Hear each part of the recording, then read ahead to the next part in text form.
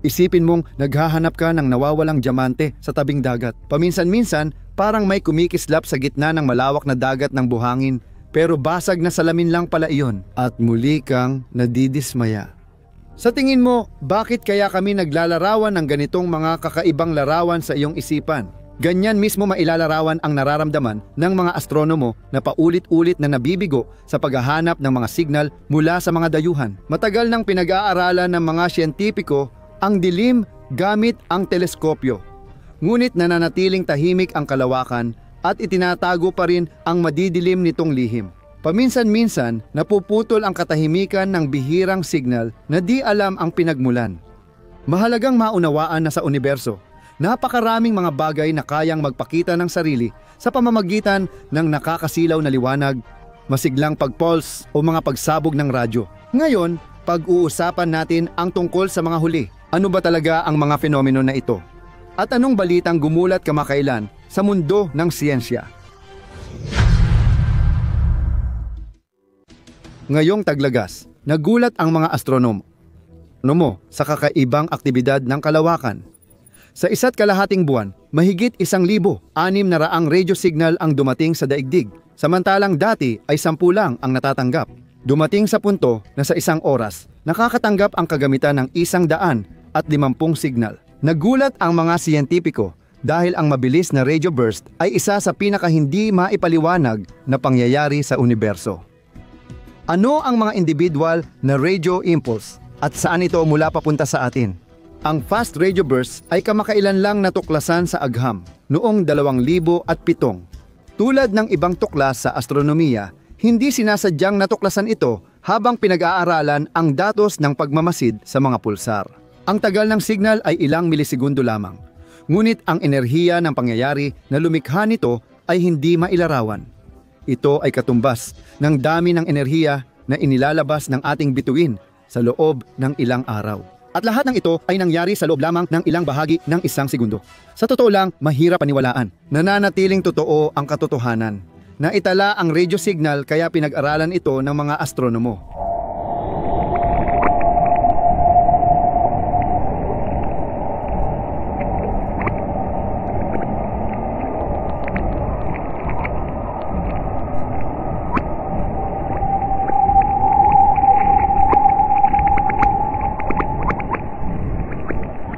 Kinailangan ng grupo ng mga siyentipiko ng 5 taon upang tiyakin kung talaga bang nagmula sa kailaliman ng kalawakan ang fast radio burst 01724 at hindi ito dulot ng, halimbawa, isang karaniwang kagamitang elektrikal. Ipinakita ng pagsusuri na ang radio burst na tumagal ng wala pang 5 millisecond ay nagmula sa isang maliit na galaxy, ang maliit na ulap ng Magellan. Ang distansya mula sa pinagmulan ng signal ay halos 3 bilyong liwanag taon na hindi kapani-paniwala at o 1 gigaparsec. Dahil walang ibang signal na natanggap, napagpasyahan ng mga siyentipiko mula sa pambansang samahan para sa siyentipikong at aplikadong pananaliksik na napakabihira ang ganitong pangyayari sa universo. Gaano kaya sila nagkamali? Para magsimula, pansamantala tayong lilihis at bigyang pansin ang malinaw na hindi pagkakatugma sa pagitan ng tagal ng signal at ng enerhiya na lumikha nito.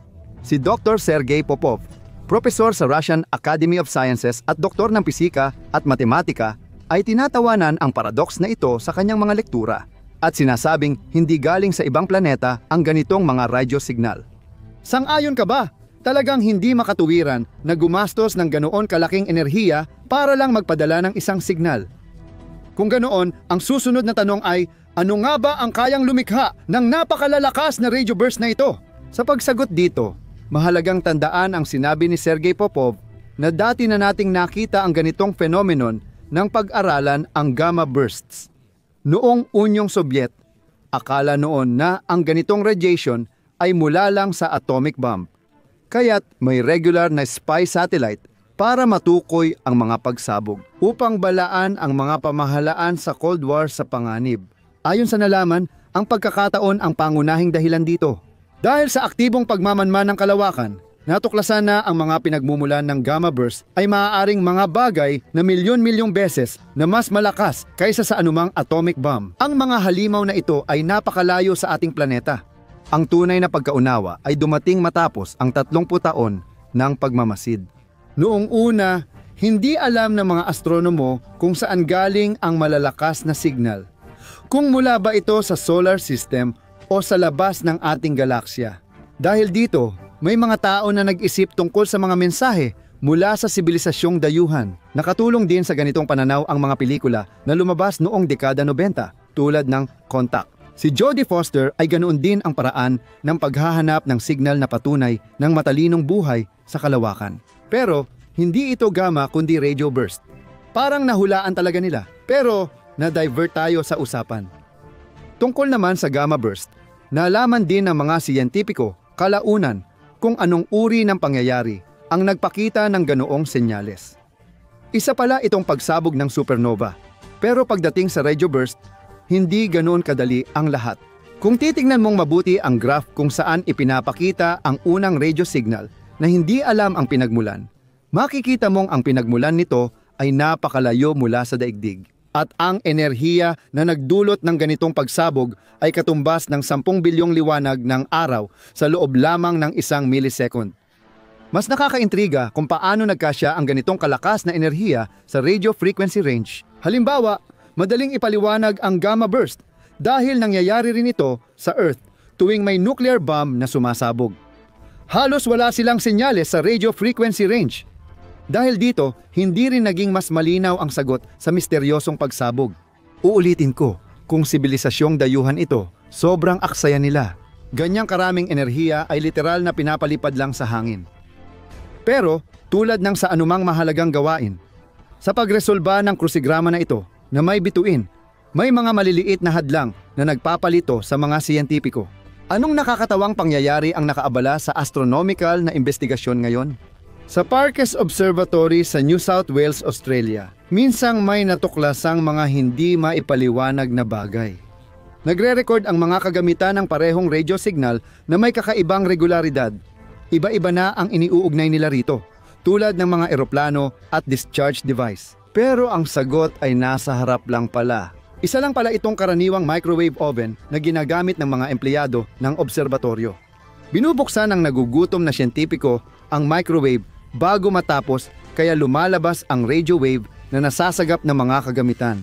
Nang nalaman ang lahat, sinuri ng mga astronomo ang unang signal na Fast Radio Burst 0, isa 0724 o Lorimor Burst. Ngunit ayon sa masusing pagsusuri, ito ay tunay at may kaugnayan sa mga kagamitang radyo sa mundo. Kaya ba ang Lorimor Burst pa rin ang nag-iisang natukoy hanggang ngayon? Siyempre hindi. Noong 2013 matapos ang maling ulat, muling natuwa ang mga astropisiko nang makasagap ang mga sensor ng panibagong millisecond na signal. Nagkaroon ng konklusyon pagkatapos nito. Maraming ganitong mga pagsabog sa universo, marahil ilang libong pangyayari bawat araw. Pero nanatiling bukas ang tanong, ano nga ba ang lumilikha ng mga signal na ito? Kamakailan lang natukoy ng mga siyentipiko ang eksaktong pinagmulan ng ilang pagsabog. Noong 2019 nakatanggap sila ng isang solong pulso na may code na 18024. Lumabas na ito ay nagmula sa isang malayong galaksya sa konstelasyon ng Tagak na nasa layong 4 na bilyong liwanag taon mula sa araw. At noong 2020 unang natuklasan ang pinagmulan na lumikha ng napakalakas na pagsabog. Isa itong neutron star na may napakalakas na magnetic field na matatagpuan sa konstelasyon ng Munting Soro sa galaksya ng Daang Gatas. Sa ngayon, wala pang magandang balita ang mga siyentipiko para sa publiko. Hindi pa rin nila tiyak kung ano talaga ang sanhi ng mga radio burst na napakalakas. Sa ngayon, wala pang iisang siyentipikong hypothesis. Pero may ilang mga kawili-wiling palagay. Una sa lahat, dapat banggitin ang hypothesis ni Avi Loeb, isang propesor mula sa Sentro ng Astrophysics. Naniniwala ang mga siyentipiko na maaaring dulot ng aktibidad ng ilang mga bituin sa ating galaxy ang mga radio burst. May alternatibong opinyon na nagsasabing ang mga hindi galactic na pinagmumulan ang dahilan, tulad ng ilang kakaibang pangyayari. Pagbangga ng mga neutron star, pagtransform ng sobrang bigat na pulsar sa itim na butas o epekto ng aktibidad ng mga magnetar. Gaya ng nakikita ninyo, wala ni isang salita tungkol sa mga sibilisasyong dayuhan. Pero huwag ninyong isipin na walang naabot ang mga siyentipiko sa panahong ito. Ngayon, kaya na nating mag-record ng signal mula sa isang pinagmumulan at mas madalas nang nasasagap ang radio burst. Malapit na, mas magiging masigla ang lahat. Makakatulong dito ang teleskopyong Chino na 500-meter aperture spherical telescope, pati na rin ang radio teleskopyong Canadian Hydrogen Intensity Mapping Experiment na matatagpuan sa British Columbia, isa sa mga probinsya ng Canada. Ang huli ay kayang epektibong i-scan ang kalangitan at matukoy ang mga bagong radio burst. Tungkol naman sa spherical na teleskopyo na matatagpuan sa probinsya ng Guizhou sa China, hindi lang ito tagahuli ng signal, kundi tutulong din sa pag-aaral ng ebolusyon ng dark matter at malalayong galaksya, pati paglutas ng iba pang siyentipikong layunin. Ilang taon lang ang lumipas, kahit sino pwedeng sumali sa paghahanap ng radio signal. Ano ang kailangan dito? Kailangan mo lang sumali sa proyekto ng Search for Extraterrestrial Intelligence na nagbibigay daan para makahuli ng mga radio bursts kahit hindi ka umaalis ng bahay. Ang non-profit na platapormang ito ay gumana gamit ang Berkeley Open Infrastructure for Network Computing na programa na gumagamit ng computing power ng mga personal na computer sa bahay. Sa kasamaang palad, sa ngayon ay naka-freeze ang proyekto. Simula Abril 2020, tumigil na ang Search for Extraterrestrial Intelligence Home sa pagbibigay ng gawain sa mga user nito. Pero may ilang alternatibong paraan para sa paghahanap ng mga gravitational waves, pati na rin ang paggawa ng 3-dimensional na modelo ng mga stellar streams. Sa huli, dapat ding tandaan na may ilang siyentipikong hypothesis na kinukwestiyon ng ibang astronomo. Halimbawa, sa ating kalawakan ay may humigit kumulang 30 magnetar. Ngunit sa hindi malamang dahilan, ni minsan ay hindi pa nakatukoy ang mga instrumento ng anumang bagay na kahawig ng mabilisang radio burst na nagmumula sa mga pinagmumulan na ito. May dapat talagang pag-isipan, hindi ba? Sa ngayon, bihira kang makakita ng bagay sa kalawakan na kasing akit sa mga siyentipiko at mahilig sa kalawakan gaya ng maalikabok at kakaunting na pag-aralang Mars. Malamang alam nyo na ang mga dahilan, lalo na nang ipahayag ng kilalang si Elon Musk ang kagustuhan niyang kolonisahin ang pulang planeta. Naging tunay na viral na paksa ito na nag-iwan ng malaking bakas sa pag-unlad ng pop culture at bumaha sa mga balita. May isa pang dahilan kung bakit tunay na interesado ang lipunan sa Mars. Malapit ito sa daigdig at ang mga prosesong nangyayari sa ibang mga katawan sa kalawakan ay maaaring makaapekto sa ating planeta. Ang mga ahensyang pangkalawakan ng Europa, Hapon at Rusya ay gumawa ng napakaraming kagamitan upang masusing pag-aralan ang Mars. Sa simula ng siglo, nagpakawala ang National Aeronautics and Space Administration ng 10 probe para sa layuning ito at ang Mars Reconnaissance Orbiter. Mars Reconnaissance Orbiter ay ginagampanan ang misyon nito sa loob na ng 16 na taon. Noong panahong iyon, may ilang kawili-wiling tuklas itong nagawa. Umupo kayo ng komportable. Ibabahagi namin ang pinakakamangha-manghang katotohanan tungkol sa Mars. Ang Mars Orbiter ay naging ika-27 na probe na ipinadala sa pulang planeta. Bagaman proyekto ito ng National Aeronautics and Space Administration, maaaring gamitin ng mga siyentipiko mula sa ibang ahensyang pangkalawakan ang impormasyong makukuha mula rito. Ang probe ay inilunsad gamit ang Atlas na rocket mula sa Cape Canaveral, Florida, noong Agosto 12, 2005. Pinili ang pinakaangkop na oras dahil noon ay malapit ang Mars sa ating planeta kumpara sa ibang panahon. Dumating ang bagay noong Marso 10, 2006 kaya kalahating taon na ang lumipas. Mula sa sandaling iyon, hindi na naputol ang misyon ng orbiter ng Mars kahit minsan. Para makipag-ugnayan sa daigdig, gumamit ang probe ng nakatutok na antena na may diametro na mga 3 metro. Ang datos ay ipinapadala sa 6 mbit kada segundo. Natapos ang pangunahing gawain ng Mars orbiting apparatus noong 2010. Pero hanggang ngayon, patuloy pa ring minomonitor ng mga mananaliksik ang probe dahil maaari pa rin itong maging kapaki-pakinabang sa pagbibigay ng mahahalagang impormasyon.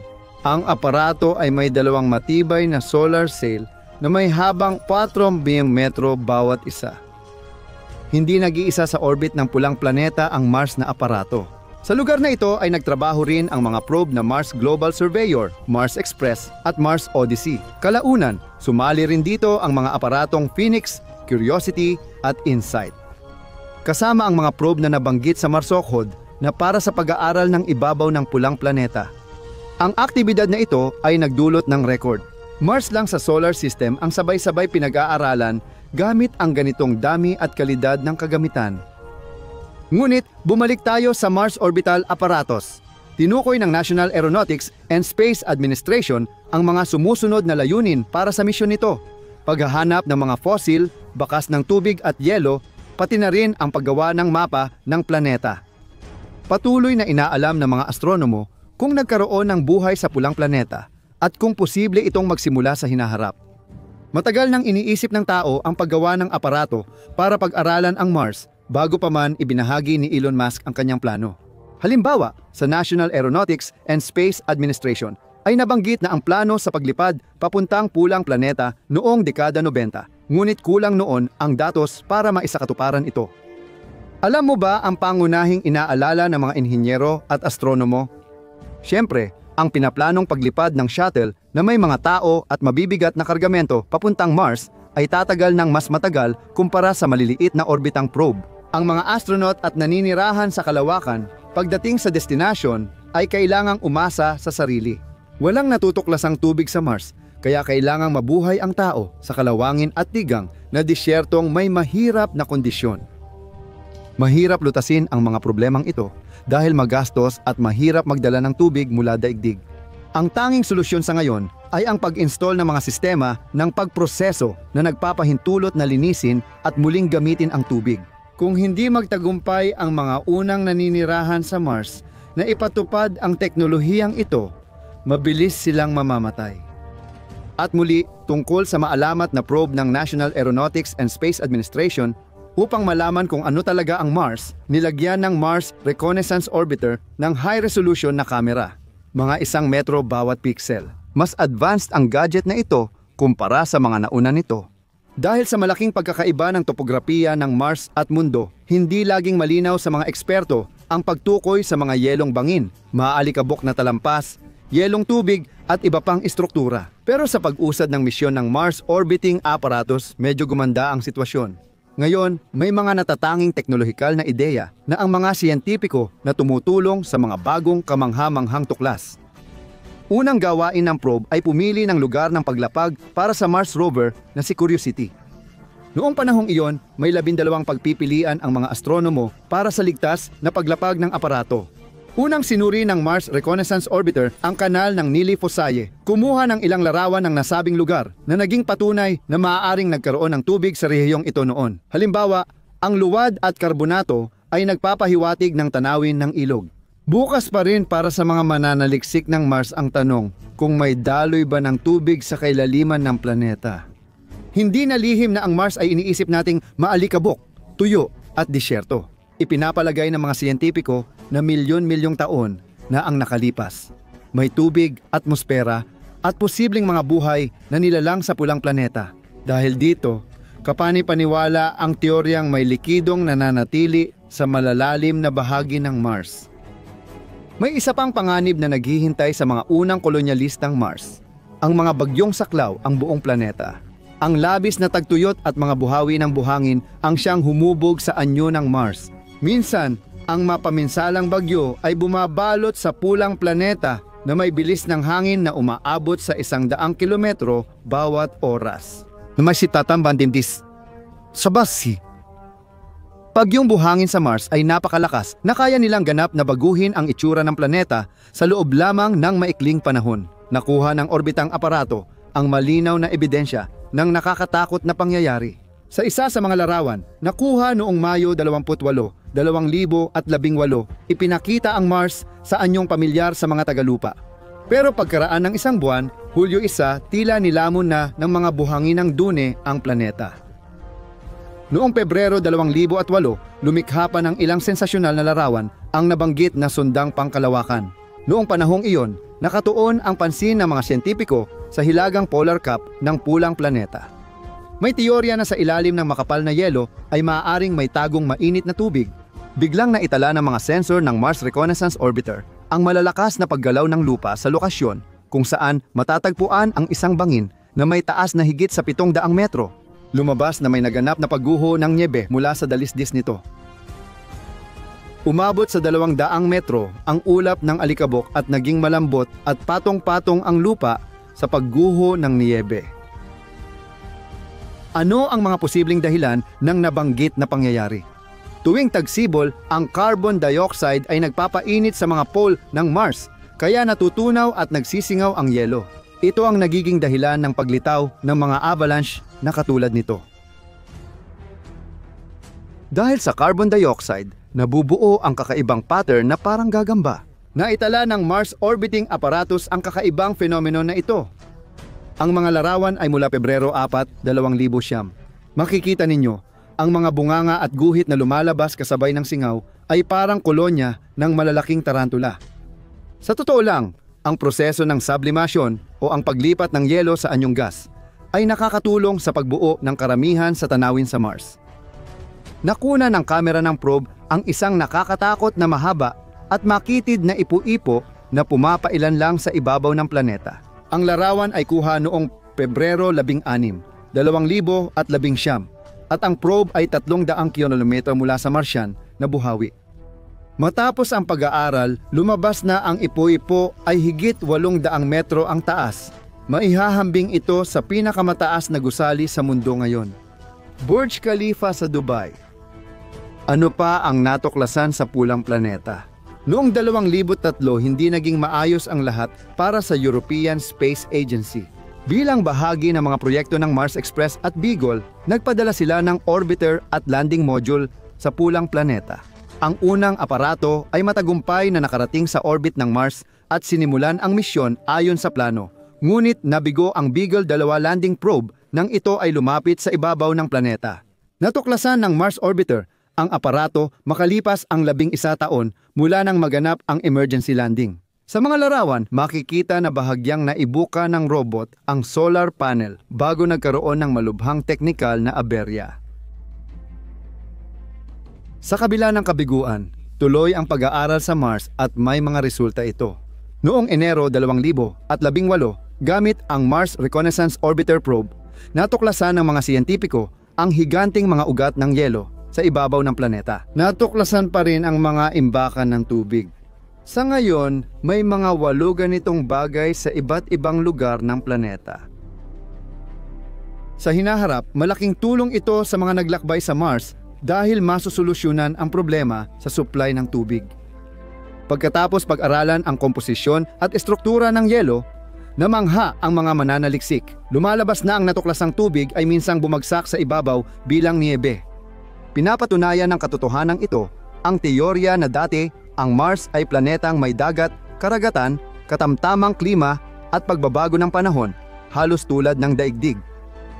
Ngunit ang malaking tuklas kamakailan ay hindi ibig sabihin na wala nang matutuklasan sa Mars. 4 na panlupang kagamitan ang sumusuri sa bawat metro ng planeta, habang ang mga orbiter at probe ay patuloy sa paghahanap ng mahahalagang artipakto. Noong Pebrero 2000 at 21 matagumpay na lumapag sa pulang planeta ang Mars rover na Perseverance. At kasabay nito ay dumating din ang kauna-unahang Mars helicopter.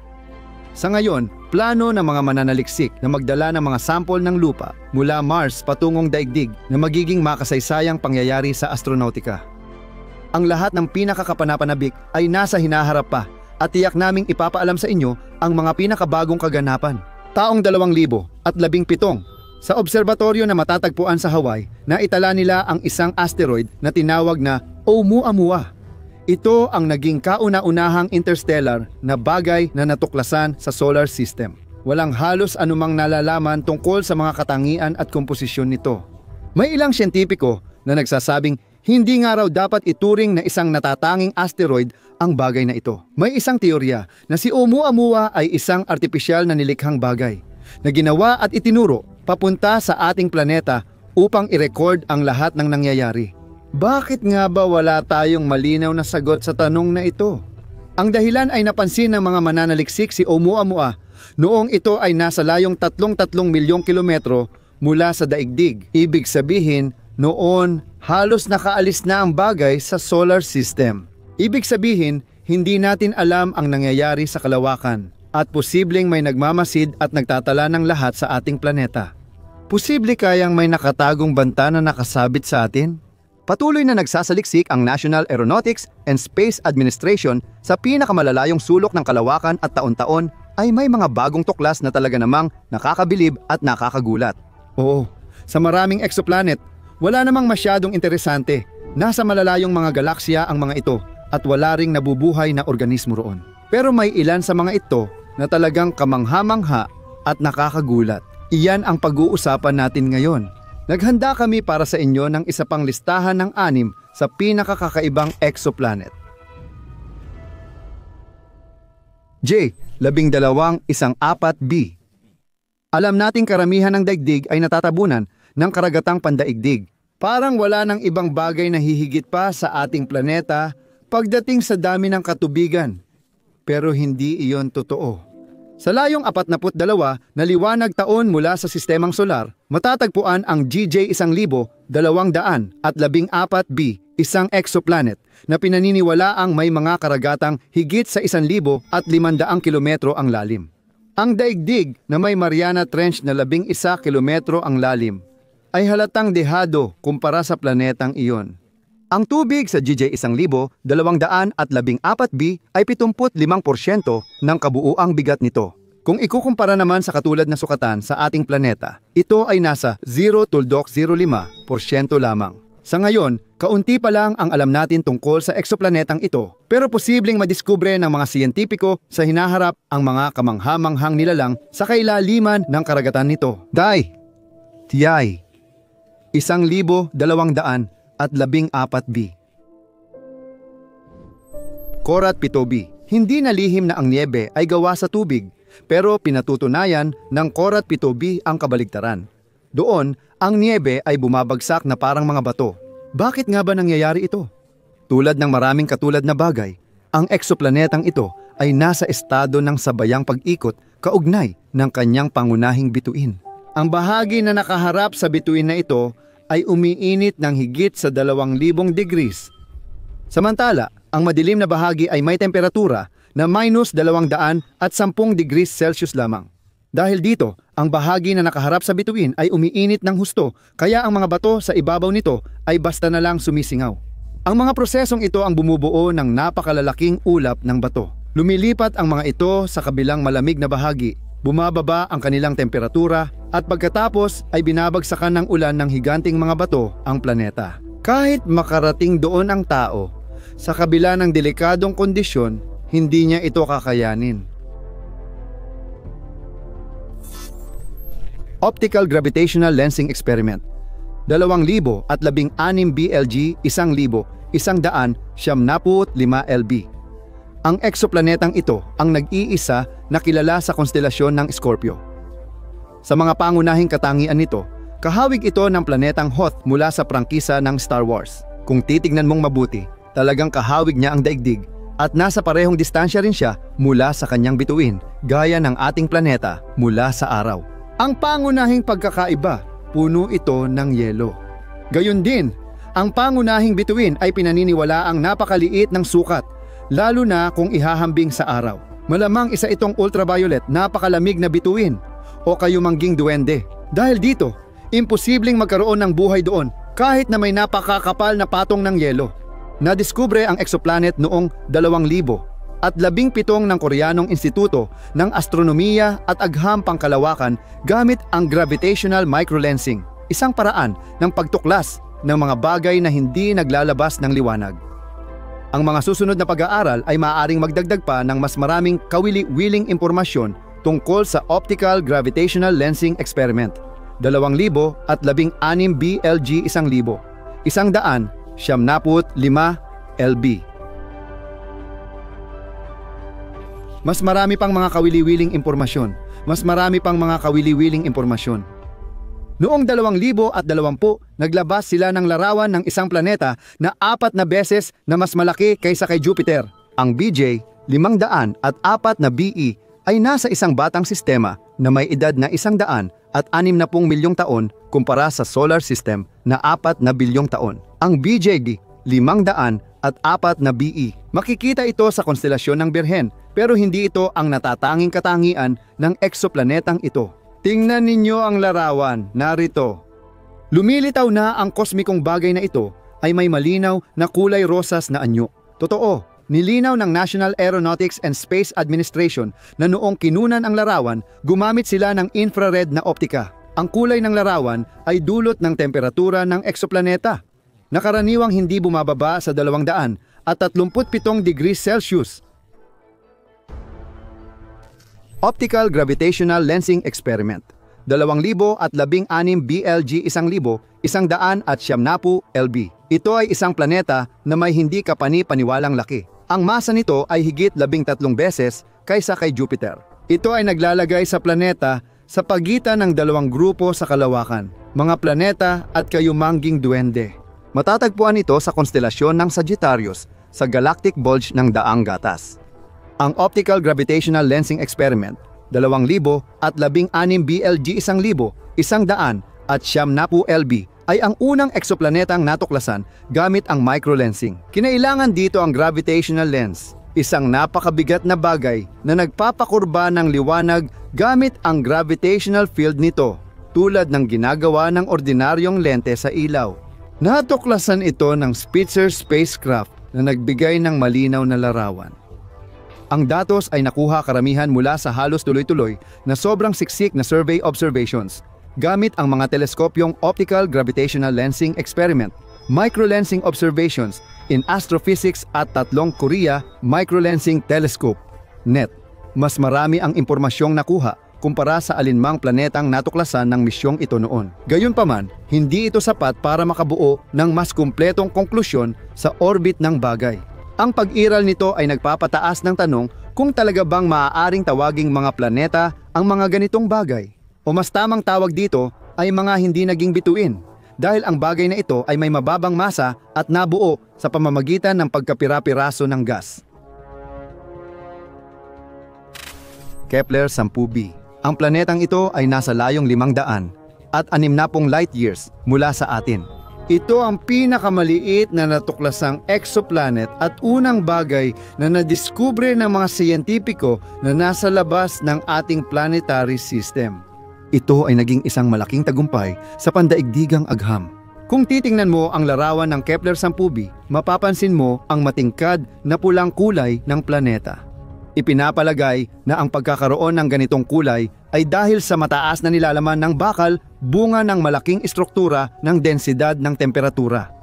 Karaniwan, ang temperatura sa ibabaw na bahagi ng eksoplaneta ay umaabot hanggang 1,400 degrees Celsius. Dahil dito, literal na natutunaw ang bagay at lumilitaw ang mga kilometro habang agos ng nagbabagang lava. Kung may sangay man ng impyerno sa universo, tiyak na ito ay ang Kepler 10b. Noong nakaraang siglo, siyam lang ang alam ng sangkatauhan ng mga planeta sa ating sistemang planetaryo. At marami pa ring mga bagay noon ang hindi maipaliwanag. Ngayon, nagbago na ang sitwasyon.